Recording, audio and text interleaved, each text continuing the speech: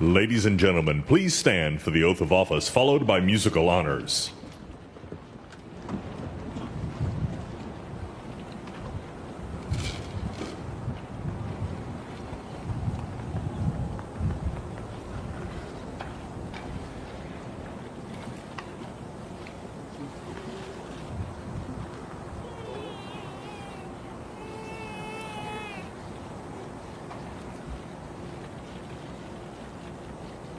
Please raise your right hand and repeat after me. I, Joseph Robinette Biden, Jr., do solemnly swear I, Joseph Robinette Biden, Jr., do solemnly swear that I will faithfully execute that I will faithfully execute the office of President of the United States the office of President of the United States and will, to the best of my ability, to the best of my ability, preserve, protect, and defend preserve, protect, and defend the Constitution of the United States. the Constitution of the United States. So help you God. So help me God. Congratulations, Mr. Thank you. President.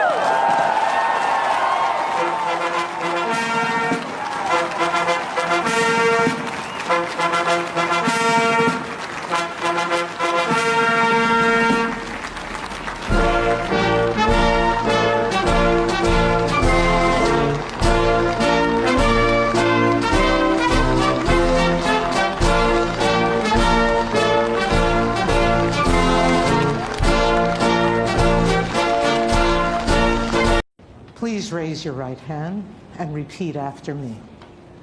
I, Kamala Davy Harris, do solemnly swear I, Kamala Davy Harris, do solemnly swear that I will support and defend the Constitution of the United States that I will support and defend the Constitution of the United States against all enemies, foreign and domestic, against all enemies, foreign and domestic, that I will bear true faith and allegiance to the same, that I will bear true faith and allegiance to the same, that I take this obligation freely, that I take this obligation freely, without any mental reservation or purpose of evasion, without any mental reservation or purpose of evasion, that I will well and faithfully discharge that I will well and faithfully discharge the duties of the office on which I am about to enter. the duties of the office upon which I am about to enter. So help me God. So help me God.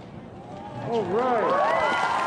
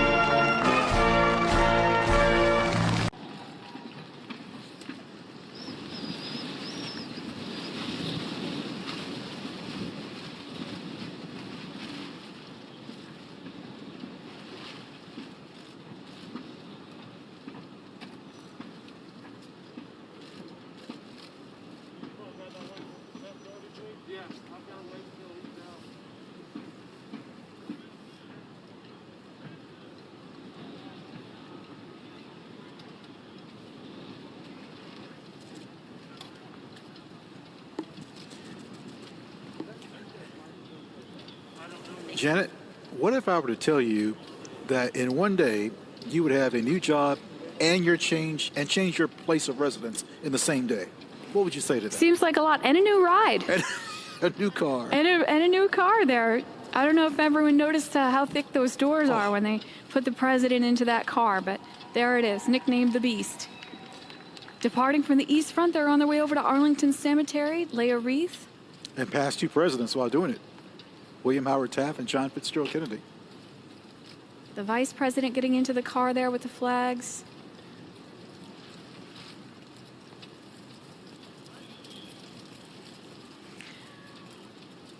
You know, Chairman Blunt, the JSEC, announcing this 59th inaugural, spoke about this event, commonplace and miraculous, and how this stands as an assurance to all people of our continued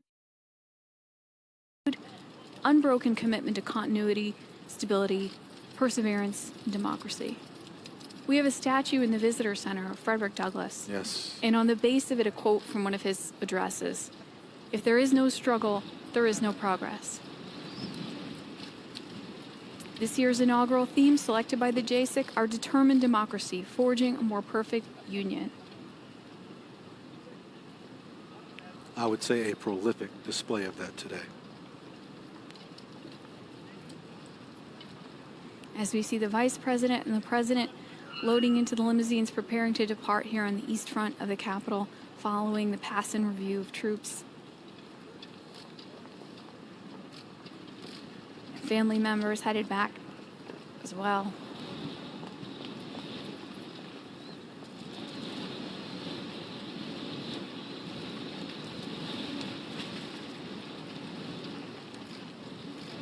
You know, at times, I didn't sense a pandemic or a lot of security. At times, it seemed like, well, this is what I'm used to, but there were times in which I said, oh my. Well, I I think see the difference. this 59th inaugural is familiar and it's also different. It's the least attended inaugural physically, but perhaps virtually, the most attended, perhaps. Yes, and we've been thinking about how, as the technology advances in our nation, these events can reach more and more people, right? You know, 1845, people heard about James K. Polk via telegraph getting inaugurated, his speech going out via telegraph. James Buchanan, 1857, the first to be photographed. You can actually see that on the website of our partners, Library of Congress. Photographed, and of course, those inaugurations here on the East Front that we're looking at through our cameras. Then, of course, broadcasts on the radio, broadcasts on the television, and now live streamed out over the internet.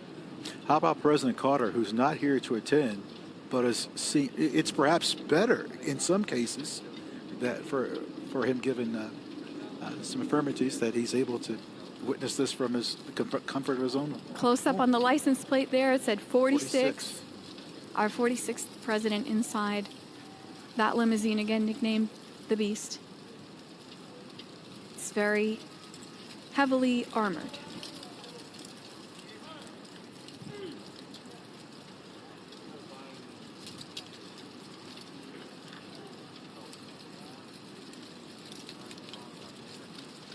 You know, McKinley's was the first inaugural to be filmed with sound recording, 1897.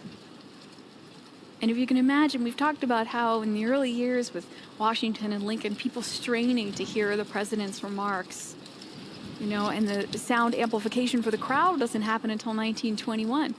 But in 1897, people were able to listen to the sound recording. But yet we hear about the good old days. Yeah, in 1949, Truman, where folks on the West Coast couldn't see it because the television cables weren't installed yet. One of those skylights there, that's the top of the Capitol Visitor Center. Gorgeous view. As we see the Vice President's car going by there. Sorry, that's President's car going by there. Departing now for Arlington Cemetery. Here on the East Front Plaza, right above the Capitol Visitor Center. That big glass skylight you see there, the water feature around it, black granite from Clovis, California. These flagstones, the pavers that the cars are going over from South Dakota and Minnesota. Stones selected. There are 17 different states represented in the stones of the Capitol. I was just guessing among, just as you were talking, I think there's probably 8 to 10, 17. 17 different states I represented. learned something today. Absolutely. There's some stone from Kentucky on the borders of the rotunda.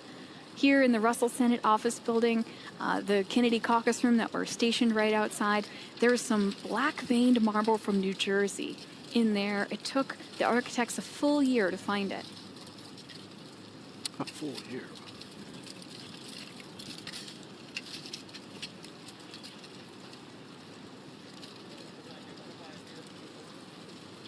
So throughout the day, we've been able to show you several videos showcasing history and traditions of inaugural ceremonies.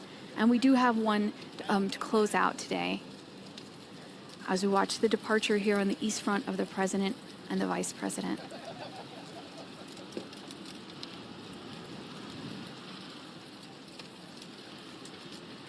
You can see the Cannon House office building in the background there.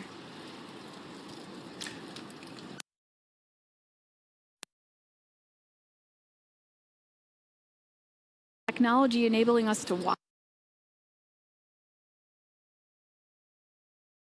watch and listen to this inauguration, the technology for members to travel has improved dramatically. The Senate has collected oral histories, and the members say the biggest change was jet travel. You mentioned technology for technology for travel. The House and Senate schedule used to be based upon the growing season. Members would leave for months because they were planters. Yeah, and So the the traditional calendar. August recess Yes. that Congress takes is based around that agricultural calendar and also the unpredictable Washington, D.C. weather. If you Just can a believe it. We've Just seen a bit. today we've seen clouds, we've seen sunshine, we've seen high winds, we've seen snow flurries. A little bit of all three happening right now, it looks like. As we see the motorcade depart from the east front of the Capitol. Cannon House office building there with the crane at the top right.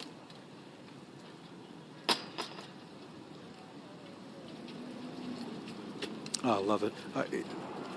I can't say enough about the people who have performed admirably with these cameras. It just... Yeah, so we see the cordon coming down off the east front steps here, and we have one last video to explore history and traditions of inaugurations.